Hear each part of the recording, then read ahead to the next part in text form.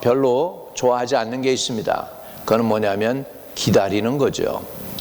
우리나라 사람들은 인내가 좀 부족해서 무슨 문화가 생겼냐면 빨리빨리 문화가 생겼습니다. 제가 이스라엘 여행 가가지고 이렇게 짐을 나르는데 이제 우리 호텔로 이렇게 들어가게 됐습니다. 그랬더니 짐 나르는 팔레스타인 사람들이 있어요. 이 사람들이 우리가 얘기하기 전에 빨리 그래서 미리 알아서 짐을 갖다가 나눠주면서 한국말 합디다. 빨리 한다고. 한국 사람들 빨리 하는 거니까. 그래서 우리 한국 사람들 참 빨리를 잘 못합니다. 아니죠. 제일 잘하죠. 빨리를. 다시 말하면 기다리는 걸 참 이렇게 힘들어합니다. 인내가 부족할 수도 있습니다. 근데 저는 어렸을 때 교회에서 이렇게 크리스마스 추리를 해놓고 이제 선물 교환을 하게 되잖아요. 선물 교환을 하게 되면 선물 교환을 하는 걸 사다가 갖다 놓고 크리스마스가 오기를 어렸을 때 기다립니다. 그 이제 크리스마스 돼야 열게 하니까 교회에서 그 전까지는 안 열게 해서 저 속에 뭐가 들어있을까 뭐 이러면서 기다렸던 기억이 납니다. 또 우리 미국에 와서는 이런 조그만 추리 이렇게 만들어 놓고 거기다가 이제 우리 식구들 4식구인데 어머니하고 아버지하고 5식구구나. 그러니까 나하고 내 여동생 2하고 그러니까 5식구네. 그래서 크리스마스 박스를 놓고서 기다렸다가 그것도 그냥 크리스마스 이브 24일 될 때 열어보았습니다. 왜? 기다리니까. 기다려지니까 그 속에 뭐가 있었을까? 선물을 기다렸습니다. 여러분, 이스라엘 백성들이 가장 힘들었습니다. 고난당하고 겨우겨우 이제 바벨론에 붙잡혀 갔다가 겨우 돌아와 가지고 스룹바벨 성전을 짓고 그러면서 이렇게 하는 동안에 저들이 이제 하나님의 임재나 하나님의 사랑과 하나님의 능력에 관한, 그전에는 그래도 선지자들 좀 보내서 하나님이 저들을 책망하기도 하고 야단을 치기도 했는데 말라기를 통해서 끝내고 나서는 완전히 하나님의 마음이 차가워지셔가지고 이스라엘 백성들에게 얘기를 안 하셔요. 그리고 언제나 흐르냐면 400년이라는 긴 세월이 흘러요. 400년이라는 긴 세월이 흐르다가 어느 날 광야에서 외치는 사람 하나가 나타난 거예요. 이 사람이 회개하라 천국이 가까웠느니라 이렇게 외치는 거죠. 이분이 외친, 그래서 사람들이 모였습니다. 그리고 그분에게 물어봅니다. 네가 메시아야? 그랬더니 나는 메시아가 아니야. 근데 네가 왜 무슨 자격으로 우리를 회개하라고 외치는 거야? 이스라엘 사람들이 그렇게 선포하고 이제 세례 요한에게, 침례 요한에게 물어보니까 내 뒤에 오시는 그분은 내가 그분의 신을 풀기도 신을 매기도 감당하지 못할 그 귀한 분이 오는데 그분이 진짜야 이렇게 얘기했습니다. 그게 누구였냐면 바로 예수님을 가리켜 하나님께서 침례 요한을 보내가지고 그 길을 앞세워서 길을 평탄케 하고 주님이 오시는 길을 예비해 놓은 것이었습니다. 이 유대인들은 가장 힘들고 어려운, 민족적으로도 어렵고 나라적으로도 어렵고 정말 살 길이 없는 거예요. 돈 좀 조금만 모아놓으면 로마 사람들이 착취해 갑니다. 세금이라는 명목 아래. 그래서 유대인들은 다 알거지가 돼가지고서 정말 힘들게 살아가는 그런 상황 속에서 저들이 갈망한 건 뭐였냐면 메시아가 이 땅에 오는 걸 갈망했어요. 우리 민족을 누가 구해줄까? 그런데 하나님은 이스라엘 민족적 차원에서만 구원자를 보내는 게 아니라 온 세상의 모든 죄에 눌려있는 모든 사람을 구원할 메시아를 계획하고 유대 땅 베들레헴에 예수가 오심을 기다리게 하신 줄로 믿습니다. 할렐루야. 그래서 하나님이 이 땅에 보내신 것은 유대인을 위한 메시아만이 아니라 저와 여러분 모든 이방인의 빛이 되는 그 예수 그리스도를 이 땅에 보내주시게 된 줄로 믿습니다. 할렐루야. 여러분, 그래서 기다리는 것은 사실은 좋은 거예요. 우리는 서울에서 살면서 여러분 다 잊혀졌을 줄 모르겠지만 저는 서울에서 고등학교 다녔잖아요. 고등학교 다닐 때 모처럼 어머니나 아버지가 이제 구두를 사주거든요. 고등학교 때 까만 구두 사주잖아. 까만 구두를 신고서 학교를 가게 됩니다. 학교를 가게 되는데 버스를 타면 사람이 어찌나 많은지 이 발 저 발 짓밟혀 가지고 새 구두가 그냥 만약 그냥 흙으로 짓이겨지죠. 게다가 가방도 있었는데 그 가방이 어떤 때는 이렇게 사람들 사이에 껴가지고 안 나오면은 두 손 붙잡고 내릴 때 잡아 당겨야 돼요. 그리고 운전사들이 얼마나 기술이 좋은지 몰라. 그리고 그때 얼마나 지금 생각하면 위험천만한 일이야. 근데 그냥 그 차장들이라고 있죠. 차장, 여자분들이 하는데 사가지고 사람들이 꽉 실으면은 양쪽에 차장이 제일 끝에서 이렇게 손을 붙잡습니다. 이쪽 문저 붙잡고 이쪽 문저 붙잡고 이러고 있으면 이제 그 운전사가 조작을 해요. 차를 갖다가 이렇게 돌려요. 그러면 이쪽에 있던 사람들이 이쪽으로 쭉 밀려. 그러면 들어오면 그때 문을 닫는 거예요. 기억나시는 분? 그러면서 우리가 살았었는데 미국에 오게 되었습니다. 그때 우리 기다릴 때 뭐 기다렸느냐? 자동차 기다렸어. 줄 서서 쭉 줄 서고 있어요. 그런데도 또 이렇게 심술궂은 운전사들은요, 줄 쓴 거를 갖다가 다 이렇게 망가뜨리려고 조금 더 앞으로 가서 차를 세웁니다. 그 앞에 세우는 게 아니라. 그러면 줄 섰던 사람이 뛰어가야 돼. 그걸로. 기억나요? 이야, 우리가 그렇게 살았는데 지금은 그런 거 다 잊어버렸어요. 다 잊어버리고 그냥 편안하게 사는 것 같은데 말이죠. 그때는 자동차도 기다렸죠. 줄 서는 게 아주 그냥 이력이 났죠. 기차, 지금도 비행기 타려면 기다리죠. 기다려가지고서 부르면 가서 갑니다. 그래가지고 우리가 기다림이 있는데 지금 우리가 기다리는 건 뭐냐? 이제 예수님이 초림에 오셨고 우리가 기다리는 건 이제 재림입니다. 다시 오시마 약속하신 그 약속대로 주님이 오심을 기다리는 거죠. 그죠? 우리는 주님의 강림을 기다립니다. 이때 당시에 유대인들은 물러나고 온 세상이 너무나 힘들었기 때문에 온 세상에 구세주가 와야 했습니다. 여러분, 요한은 예수 그리스도의 인성과 신성을 경험한 제자입니다.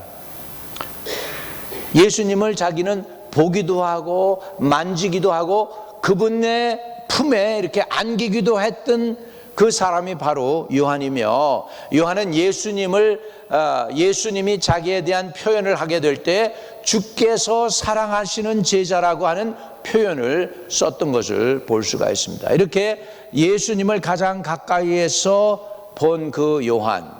그런데 요한만 마지막으로 서바이브 해요, 여러분.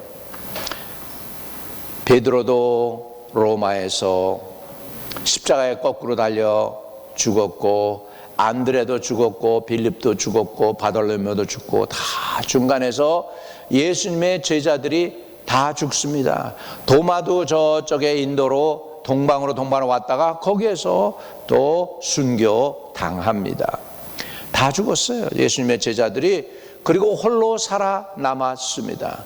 홀로 살아남아있는 그 와중에 그때 당시에 헬라 철학의 영향을 받은 사람들이 무지 많이 생겼어요. 그리고는 그 헬라 영향을 받은 그 사람들이 교회 안에도 들어오기 시작하면서 이런 얘기를 하는 거예요. 영은 거룩한 것이고 육은 더럽고 지저분한 거야.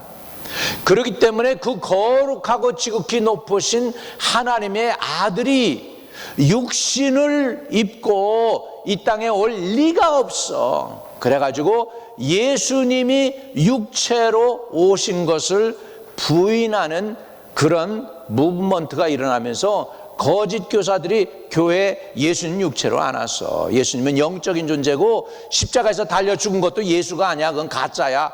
이러한 얘기가 돌기 시작을 했어요. 큰일 났잖아요.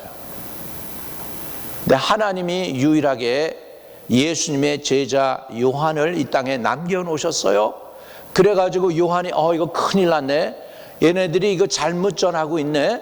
내가 예수님을 본 증인인데, 그래가지고 요한 1서, 요한 2서, 요한 3서를 기록을 합니다. 근데 그거 가지고도 시정이 안 돼. 교회가 꿈쩍달싹도 안 하는 거예요. 큰일 난 거예요.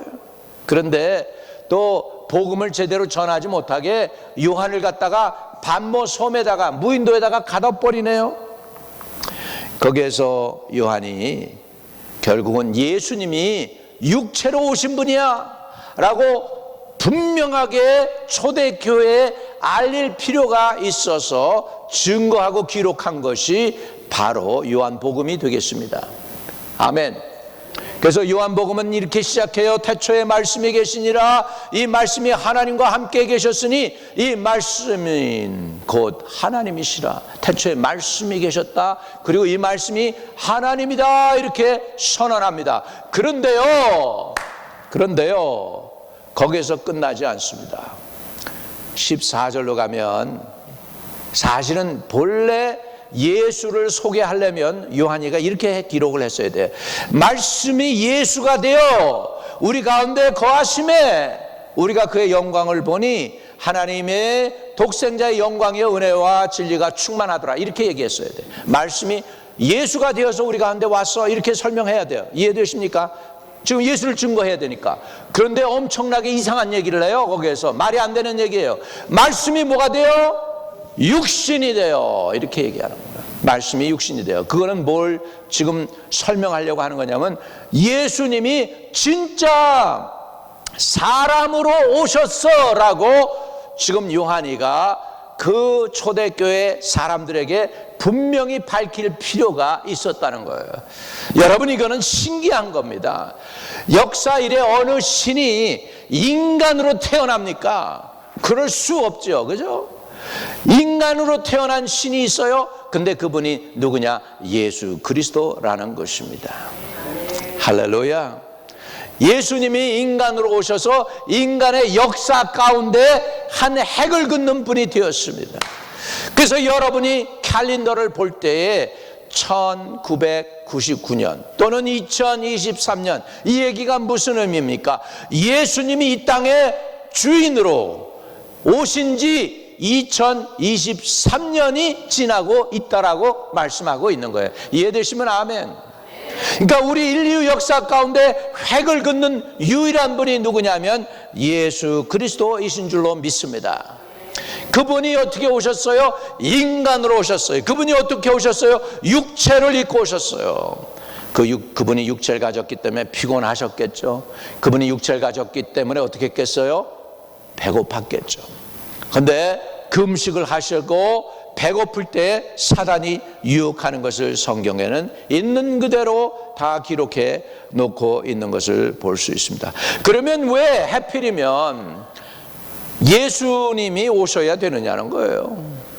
다윗이면 안 되고 모세면 안 되고 아브라함이면 안 됩니까? 왜 예수 그리스도가 오셔야 되는데 그것도 그냥 오시는 게 아니고 처녀의 몸에서 잉태하셔야 되느냐는 것이죠. 이때 당시 유대인들은 여호와만 하나님이시고 예수님은 사람이 하나님을 사칭한다고 얘기하면서 예수가 이단 괴수라고 얘기했어요. 여호와 하나님, yes, okay, no problem. 그분은 하나님이야, 창조자 하나님이니까. 근데 감히 사람인 예수가 자기가 하나님의 아들이라고 그래? 못 믿겠어. 이렇게 된 내용이에요. 아니 어떻게 사람이 하나님이 될 수 있어? 자기가 감히 누구라고 하나님의 아들이라고 그래? 유대인들의 이론은 그겁니다. 하나님 아버지가 여호와 하나님이면 예수님이 자기가 여호와 하나님의 아들이면 그러면 하나님이고 그리고 예수님은 하나님의 아들이면 예수님은 그럼 뭐라는 거예요? 유대인 생각에 하나님이라는 거예요. 신이라는 거예요. 그거 못 믿겠다는 거예요. 너가 인간이지 너가 신이 아니야. 이렇게 하는 거죠. 그래서 예수님이 인간이 아닌 하나님이라고 인정을 못하겠다는 거예요. 그래서 복음은 이런 것입니다. 복음은 이런 거예요. 예수님은 하나님이시면서 100% 인간이십니다. 아멘. 예수님이 하나님만 되면 사람을 대신해서 십자가에 달려 돌아가시면서 피를 흘릴 수가 없어요. 왜? 범죄한 영혼은 죽으리라가 율법이에요. 예수님이 근데 내가 인자가 온 것은 율법을 완성시키러 왔다는 거예요. 율법을 고치기 위해서 온 게 아니라 율법을 완성시키기 위해서 왔다는 거예요. 그러니까 사람이 범죄해서 죽을 수밖에 없어서 죄로 인하여 지옥으로 팔려갈 수밖에 없고 마귀의 노예로 끌려다닐 수밖에 없는 그런 상황인데, 그런 상황 속에서 이 사람을 마귀의 죄악의 손에서 유일하게 건져낼 수 있는 분은 죄가 없는 분이어야 돼요. 죄가 있으면 자격이 안 돼요. 모세 죄 있어요. 너무나 능력 있고 권능 있는 자지만 하나님께서 친히 파서 만들어서 준 십계명을 가지고 내려오다가 그 백성들이 송아지로 우상을 만드니까 너무너무 화가 난 나머지 어떻게 했어요? 그 돌판을 그냥 던져서 그냥 깨트려 버렸어요.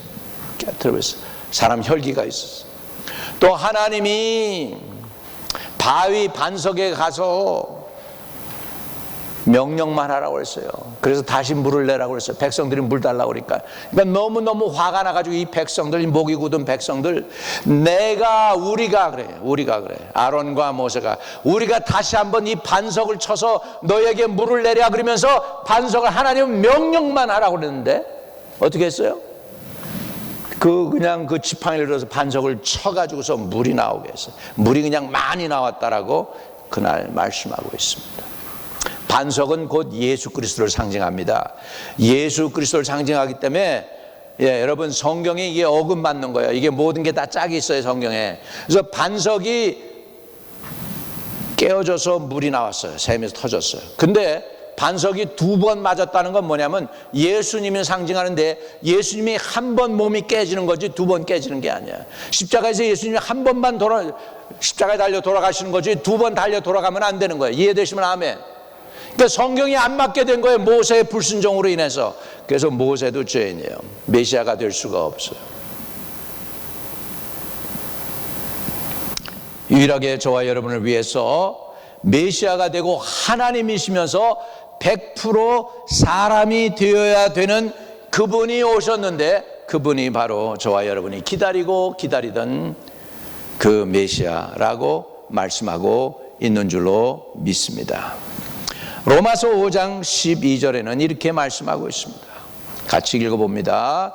그러므로 한 사람으로 말미암아 죄가 세상에 들어오고 죄로 말미암아 사망이 들어왔나니 이와 같이 모든 사람이 죄를 지었으므로 사망이 모든 사람에게 이르렀느니라. 제가 어렸을 때 우리 아버지한테 질문한 적이 있습니다. 아버지, 아빠, 나는 왜 박씨야? 우리 아버지가 그럽니다. 네 아빠가 박씨니까 박씨지. 근데 아빠는 왜 박씨야? 그랬더니 너희 할아버지가 박씨니까 박씨지. 그래서 할아버지는 왜 박씨야? 그랬더니 그 증조 할아버지가 박씨니까 박씨라는 거예요. 여러분, 왜 우리가 죄인입니까? 우리 할아버지가 죄인이었기 때문이고 내 아버지가 죄인이었기 때문이고 내 부모가 죄인이었기 때문에 우리는 죄인입니다. 이 죄에서 우리를 속량할 분이 없어요. 우리 인간에. 그래서 하나님은 한 여인을 선택합니다. 그 여인이 마리아라고 하는 여인이고 그 마리아에게 성령으로 잉태하여 예수가 태어날 것이라고 말씀해 주시고 예수님이 오시게 된 줄로 믿습니다. 아멘. 네. 여러분, 왜 하나님이어야 됩니까? 예수님이 또 하나님이어야 되는 이유가 있어요. 사람의 삶과 죽음, 심판과 영생의 문제는 전능하신 하나님이 아니면 감당할 수 없기 때문입니다. 죽을 수밖에 없는 인간의 원죄를 해결하는 길은 그 죄를 대신하여 피 흘려줄 완전한 인간이 또한 와야만 했습니다. 완전한 인간이면서 완전한 하나님 되신 분이 와야 되는데 그분이 바로 누구실까요? 예수님이라는 것입니다. 여러분, 그래서 이 놀라운 고백 14절에 다시 인간이 아닌 육신이 되어서 오셨다는 놀라운 사실을 지금 성경은 기록해 놓고 있는 것입니다.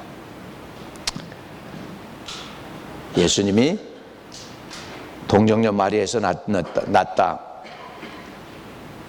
이것 때문에 많은 의사들이 예수 못 믿겠대요. 바로 이 말, 마가복음 1장 23절입니다.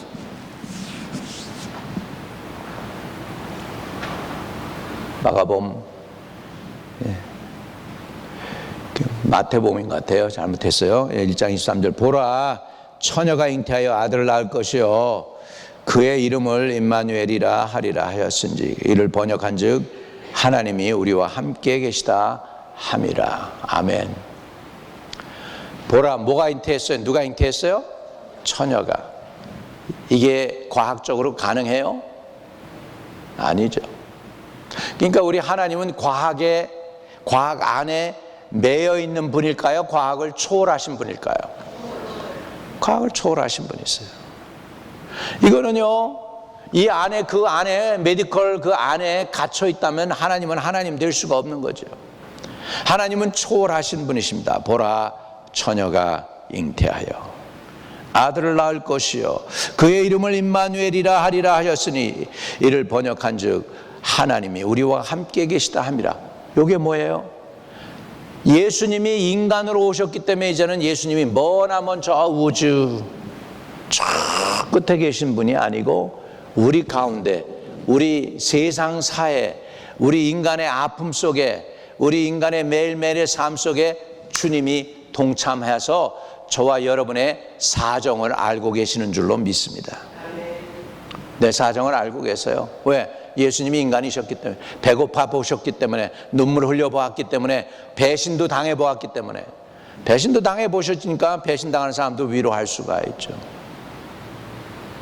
죄 짓는 사람 위로할 수가 있죠. 아픈 사람 위로할 수 있죠. 병든 자 고쳐 주셨습니다. 구약 이사야에서는 또 이렇게 표현하고 있습니다. 이사야 9장 6절에 같이 읽어봅니다. 시작. 이는 한 아이가 우리에게 낳고 한 아들을 우리에게 주신 바 되었는데 그의 어깨에는 정사를 메었고 그의 이름은 기묘자라 모사라 전능하신 하나님이라 영존하시는 아버지라 평강의 왕이라 할 것입니다. 아멘. 여기 예수님의 타이틀이 굉장히 많아요. 거기에 보니까 한 아이를 우리에게 주셨다. 아이, 첫째는 아이로 이 세상에 태어났어요. 그는 아들을 우리에게 주신 바 되었는데 그의 어깨에는 정사, 정치를 메운, 이 세상의 모든 정사를 운영하는 것을 메었다는 거예요. 또 그의 이름은 뭐라고 그러냐? 기묘자라고 합니다. 기묘자, 기기묘묘한 사람이요. 여러분, 이 기묘자라는 게 구약에 보면은요, 하나님의 사자가 나타납니다. 누구에게 나타나냐면 삼손의 어머니와 삼손의 아버지가 될 사람한테 나타나요. 그리고 이렇게 얘기합니다. 너 아들 하나 낳을 거야? 그 아들의 이름을 삼손이라 해라. 그리고 그 아들을 키울 때 머리에다가 칼을 대지 마라. 그리고 독주를 마시지 못하게 해.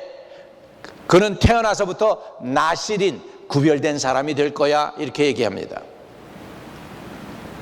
그러면 이 아이를 어떻게 키워요? 그러니까 이 아이를 나실인으로 키우면 돼. 그러니까 그럽니다. 그러면 조금 우리에게 시간을 주세요. 그러면서 제물을 갖다가 바치고 제사, 그 앞에 제사를 하게 합니다. 그러니까 그래, 그렇게 해라, 제사해라. 그러면서 이제 그분한테 이 삼손의 아버지가 물어봅니다. 근데요, 실례하지만 하나님의 사자님 이름을 물어봐도 돼요? 이렇게 얘기했어요. 그러니까 하나님의 사자가 이렇게 얘기합니다. 어찌 내 이름을 묻느냐? 그러면서 그 제사 지낼 때 불을 태우잖아요. 근데 불꽃 사이로 샥 올라가면서 여운을 남깁니다. 내 이름은 기묘니니니니라 이렇게. 그래가지고 사람들이 기묘묘묘묘 하신 분이구나 그렇게 알아들었어요. 그런데 나중에 알고 보니까 예수님의 진짜 이름이 뭐예요? 기묘자래요. 이해할 수 없는 거래요. 기기묘묘해서 이해할 수 없는 원더풀 카운슬러라는 거예요. 기묘자라. 예수님을 기묘자라고 부릅니다. 또 모사, 지혜로운 사람으로 불러요. 전능하신 하나님이라고 그래. 예수님을 전능하신 하나님이라. 또는 영존하시는 everlasting father, 이런 타이틀은 누구에게만 가는 거예요? 여호와 하나님께만 가는 건데 이 타이틀을 누구에게 주고 있어? 한 아이에게 주고 있어. 누구? 예수님에게. 할렐루야. 그러니까 이 기독교는 신비한 거예요. 하나님 아버지, 성령 하나님, 성자 하나님, 삼위가 완전히 코디네이트해서 저와 여러분의 삶을 오늘도 인도하고 계신 것을 믿으시기를 주의 이름으로 축복합니다. 여러분, 구약에는 예수님이 오시는 것에 대해서 철저하게 예언을 해주고 있습니다. 300개 정도 이상의 여러분 예언을 해주는 거 아십니까? 300개 정도 예언을 해주고 있어요. 자, 첫 번째 예언은 베들레헴에서 탄생한다고 그래요.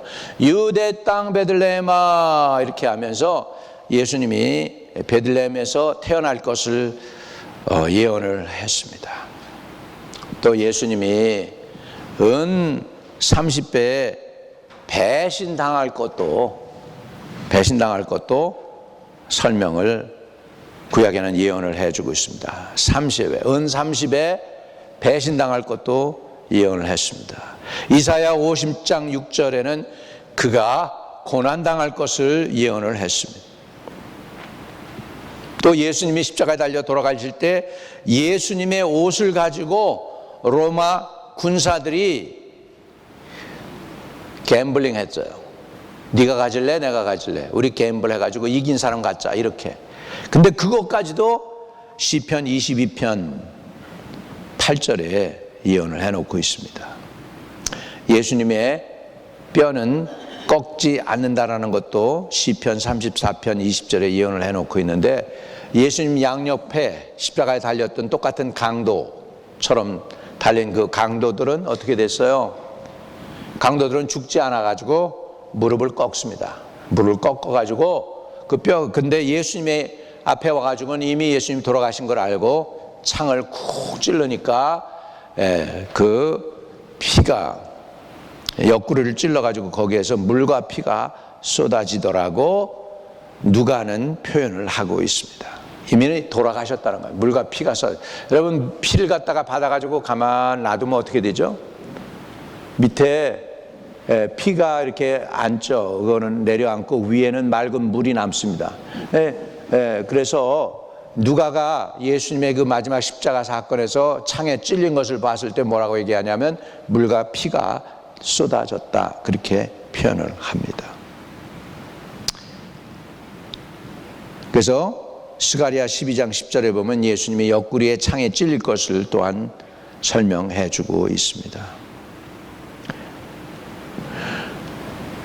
그리고 이사야 53장에 보면 예수님이 이렇게 설명합니다. 도수장으로 끌려가는 어린 양과 털 깎는 자 앞에 잠잠한 양같이 그 입을 열지 아니하였도다라고 성경은 설명을 하고 있습니다.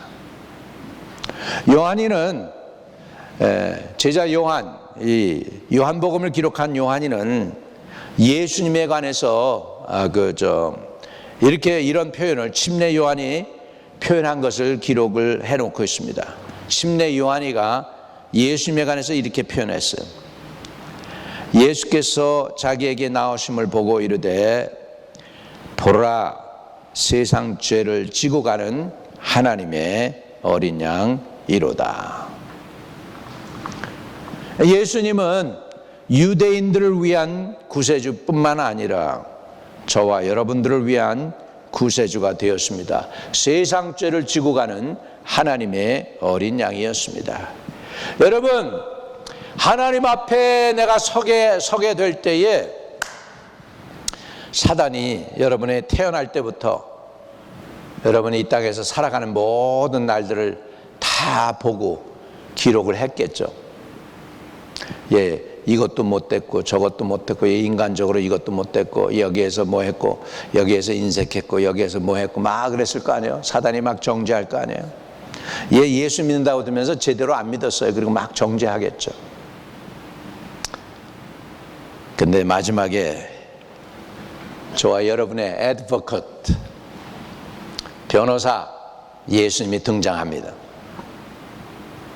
아버지 하나님, 내가요 죄를 위해서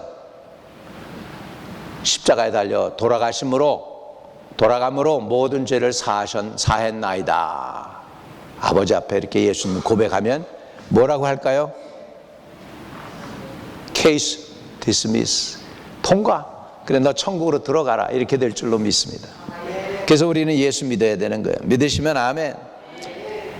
요한이는 예수님을 세상 죄를 지고 가는 하나님의 어린 양이라고 그랬고요. 요한복음 1장 34절에는 이렇게 표현합니다. 내가 보고 그가 하나님의 아들이심을 증언하였노라. 할렐루야. 요한이는 지금 예수님이 하나님의 아들이라는 것을 확실히 증언하고 있는 것입니다.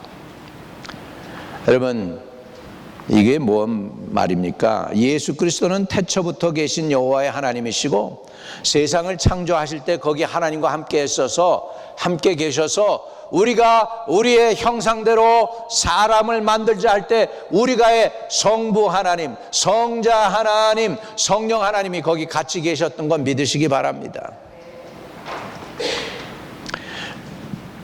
그 예수님은 성육신 했습니다. 성육신 하셔서 죄인들을 구원하실 결정적인 일을 이루십니다.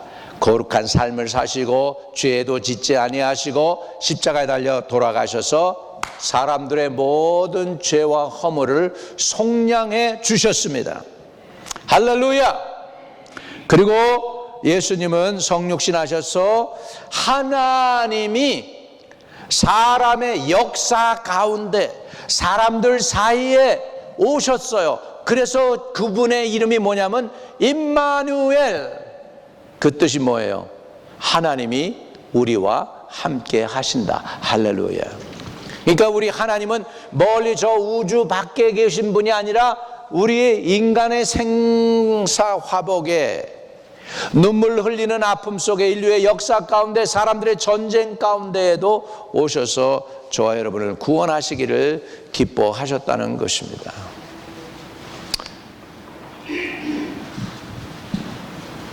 도마가 그럽니다. 주님, 하나님 우리가 정말 믿고 싶거든요.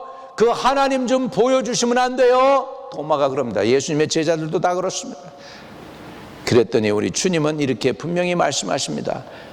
우리 요한복음 14장 7절 하반절, 너희가 나를 알았더라면 아버지를 알았으리로다.